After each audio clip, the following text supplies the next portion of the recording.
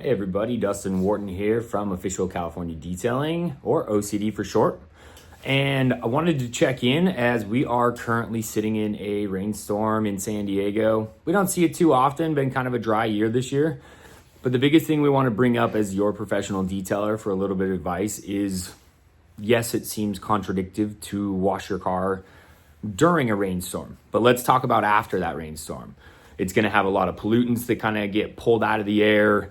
A lot of things are going to start coming down the road, like oils and all the contaminants that then we drive through.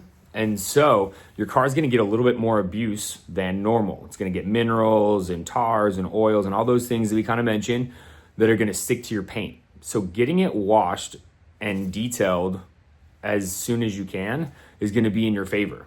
So that way you get all that stuff off your paint rather than embedding in there a little bit more. Maybe you have a ceramic coating from us and then it won't embed, into that ceramic coating and kind of hinder performance. But food for thought. Let us know when you want to get that car cleaned up after this big rainstorm so you can have that OCD shine going, and we would love to help you out. We even have our online booking portal that you can try out and pick whatever time works for you.